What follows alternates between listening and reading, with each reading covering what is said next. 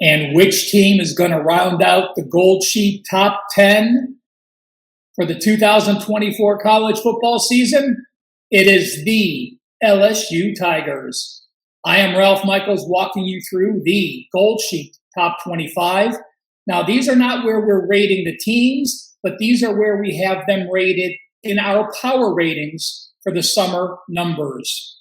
We start each and every video off with the expectations. These numbers are from DraftKings. I am filming this July 12th. It gives you some perspective on what the line moves are.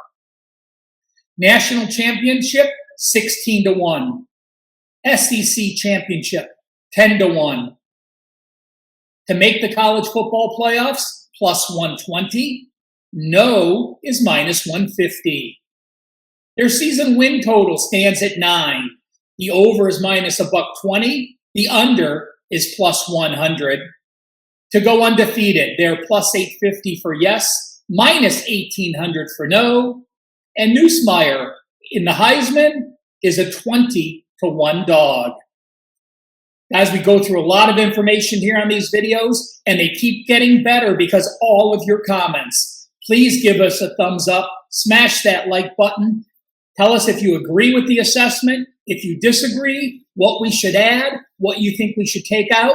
Your comments are very important to us, and they help us become better video makers. We look back at the 2023 LSU Tigers.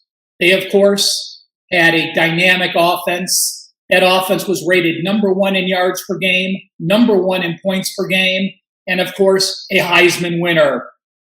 They were number 4 in yards per game diff at plus 2.26. Their defensive ratings, though, yards per game, number 108, points per game, number 81. They played a top 20 schedule coming in at number 17. And when you break out those efficiency numbers, they were the number 1 most efficient offense, and they were number 97 on defense. They went 10-3, 8-5 against the spread, and 12-1 over-under. Of course, when you have the number 1 offense and the number 108 defense, a 12-1 over-under record is to be expected. They had 3 close games last year. I always like looking at close games to know if a team overachieved or underachieved. They went 2-1 in those close games. If you look at those, though, they were down against Arkansas, 13-12 at the half, and they kicked a 20-yard field goal with 5 seconds left to win that game. Against against Ole Miss in a loss. They led 32. They led 42-34 into the fourth quarter. Listen to this defense in the fourth quarter. They allowed Ole Miss a 75-yard 13-play drive, a 65-yard 10-play drive, and an 88-yard 8-play drive, with Ole Miss scoring a winning touchdown with 39 seconds left. And against Wisconsin, they trailed going into the fourth quarter by a field goal, but they went 98 yards in 8 plays and scored a winning touchdown with 3 minutes left. This type of data we have in here is all coming from the Gold Sheet, the nation's finest football newsletter. The college football and NFL combination starts week 0 of college football, goes weekly through the Super Bowl, and you could save $30 with code GS30. Subscribe at either wagertalk.com or goldsheet.com. We started to look at the 2024 team with our conference cheat sheet. You see LSU is power rated at 13. Remember, the number 1 team in the country, Georgia, is 0. So that shows you our separation from top to our current team. 12 returning starters, 6 on each side of the ball. Connolly has them number 16 in returning production. They do have a new OC and DC this year, and their recruiting rank was number 9 in the country, number 6 in the SEC. Now, with those 12 returning starters, that is actually a step down from where the Tigers have been the last 3 years. The previous 3 seasons, they returned 15, 14, and 18 starters, so it is a notch down with those 12. They lost 6 players to the draft and 31 points in my lost draft point system. But that is actually a little better than they've done. The previous 2 years, they lost 6 and 10 players with 15 and 32 points. So they are accustomed to having to replace NFL-type talent on both sides of the ball. They're bringing in 10 transfers, which is actually second fewest in the SEC. And to give you some perspective, Texas A&M leads the SEC with 28 transfers come in. And I don't have any of those transfers projected to start. So what you have for LSU is basically the returning starters from last year and those backups filling in the empty slots. Again, it's very hard to lose a Heisman quarterback and replace him, especially a Heisman quarterback that threw for 3,800 yards, had a 40-4 touchdown to interception ratio, and oh yeah, had over 1,100 yards rushing and 10 more TDs. Nussmeier is in his 4th year in the system, so he is experienced. He has played in some big games. He started the 22 SEC title game, and he was the bowl MVP last season. So while, again, he doesn't have a lot of starting experience, his time behind center has been in some important games. You look at their receivers. They lose 2 number 1 draft choices that had 157 receptions, 2,700 yards, both averaged 17.3 yards per carry or more, and they combined for 31 TDs. That is a massive loss. The O-line does return 4 starters. They're in solid shape. They have over 110 career starts between them. The O-line will be just fine. The D-line. The D-line is the biggest loss on the defensive side of the ball. They lost 4 players that made 46 starts last year, and they lost 2 draft picks. They lose only 1 starter in the linebacker unit and 1 starter in the secondary unit. So again, if they could find some defensive replacements, they're going to be far better than they were last year. Their biggest loss, though, is their OC Denbrook. Denbrook has been with the program for 2 years. He tutored Jaden Daniels, and he was terrific. They lost him. He did good at Notre Dame. And replacing him is Joe Sloan. Joe Sloan was the quarterback coach last year. He will call plays.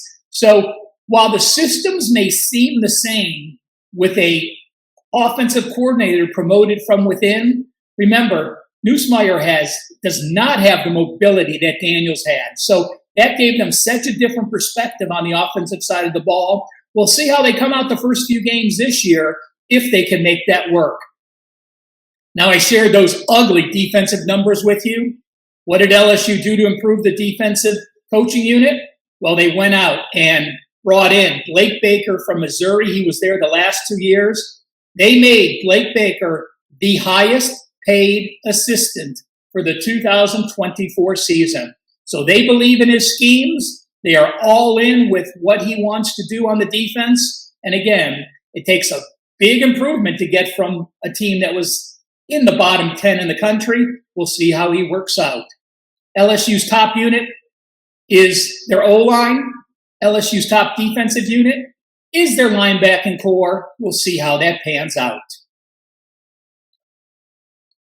We'll move to the schedule. Let's take a look at LSU's schedule for the 2024 season. A difficult schedule, folks. They play the number 13th toughest schedule. Again, you're in the SEC. We know that's tough enough. But when you have non-conference games against USC and UCLA, there's very few teams that have multi-Power 4 conference opponents on their schedule. LSU is one of them. You see the highlights on the schedule. Those are games within a touchdown either way. You see, as a favorite, we project them to be a 6-point favorite against USC, a 2-point favorite against Ole Miss, 7-point favorite against Florida, and a 5-point favorite at home against Oklahoma. As a dog, an away dog at Texas A&M, and a home dog against Alabama. Please do note with LSU's schedule, it could have been a lot tougher. They avoid Georgia and Texas. in the SEC. 2 of the top 3 teams, plus 2 of the other top 4 teams, Alabama and Ole Miss, they get them at home. So SEC schedule-wise, LSU, a very favorable schedule. Versus Ole Miss, they have a bye on October the 12th. Ole Miss will be playing their 7th straight game to start the season, and Ole Miss will be on the 2nd of a back-to-back road game, having played at South Carolina the week prior. Against Bama, they have a bye, but Bama also has a bye, so that is a wash. But let's look at the season finale. They finish against Vanderbilt at home and then host Oklahoma in the SEC regular season finale. Do note that the Sooners have Bama at home the week prior to traveling to LSU. So a couple of favorable situations for LSU in the schedule. We always finish off this video with the bettor's edge, breaking down some ATS over-under numbers, and a situation that I picked out from either the futures or during the schedule that I'd like to share with you. First, again, LSU 12-1 over-under last year. The only game that went under was the Georgia State game that they scored 70 points in and only went under by a field goal. In the 2 years under Kelly, in the first 6 games with Kelly as the head coach in 2022, they went 1-5 over-under. LSU Tigers have gone 19-2 over-under since that time. They've been a solid double-digit favorite. They are 10-1 as a favorite of 10.5 or more, covering by 10.7 points per game. And when you look at Brian Kelly going all the way back to 2007 at Cincinnati, at Notre Dame, and at LSU, he is 62% as an away dog, and he is 14-5-2, 74% against the spread as a favorite of 22 or more. And if they're off a win as a dog, he has gone 11-4, 73%. Now, before I get to my best bet on this, I do want to mention the college football and NFL early bird price is $777. Head to Wager Talk, head to my homepage, wt.buzz/RM.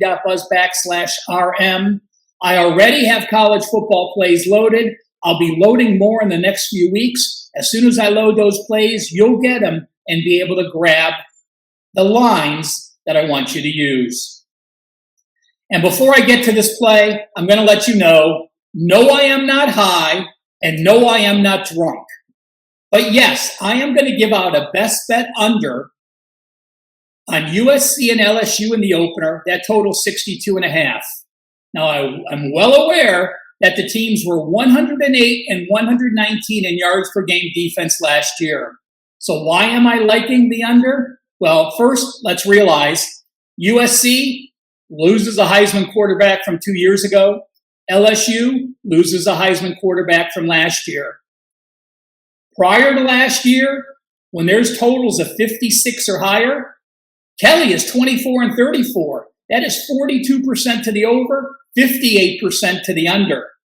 Since 2016, when you look at a season opener of totals of 58.5 or more, they have gone 109 and 175. That is 61.6% to the under. And when both teams are FBS teams, those games have gone under 63%. And since 2015, neutral games with a total of 57.5 and higher on in the opening week, 8-15 over-under. Both quarterbacks gone. Both teams going to have to rely on a change in offense. USC with a strong O-line and strong running attack, I believe they are really going to try to slow the ball down and run the ball early. Add it up all together, week 1, LSU and USC under 62.5. This closes out the Gold Sheet Top 10. I'll be back with team number 11. Again, we really appreciate you taking the time to watch these videos.